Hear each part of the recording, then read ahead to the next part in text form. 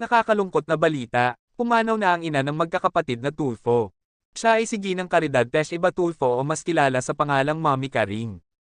Nito lamang Martes, August 27, 2024. Siya ay may edad na 98 years old. Dahil dito nagpaabot ng kani-kanilang mensahe ng pamamaalam ang Tulfo Brothers. Gamit ang kanilang social media account. Dear Mommy, there are no words to describe how very thankful I am to you for bringing me into this world. I am not going to be who I am today, if not for your love and care that you unselfishly showered upon me since the beginning of my life. Paalam Mommy, mahal na mahal po kita. Sabi ni Senator Raffy Tulfo.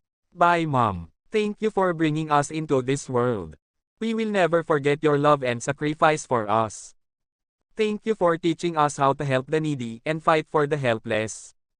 Thank you so much Mom. We love you. Till we meet again. Nakakaantig na message ni Erwin Tulfo. Ibinahagi rin ni Erwin Tulfo ang dahilan ng pagpanaw ng kanyang ina. Ito raw ay dahil sa katandaan. Ang mga labi ay ilalagak sa sanctuarium sa Quezon Avenue, Quezon City. At mag-uumpisa sa Miyerkules, August 28. At nakatakda naman ihatid sa huling hantungan sa Heritage Memorial Park sa Taguig.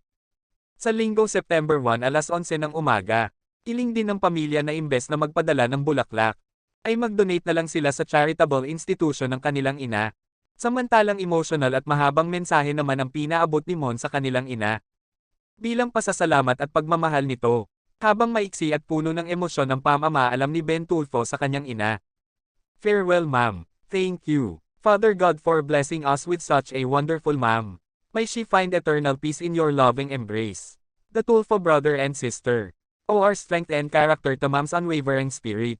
Her legacy of compassion, courage and faith will continue to inspire and guide our next generation. Rest in peace dear Ma'am. You will forever be in our hearts.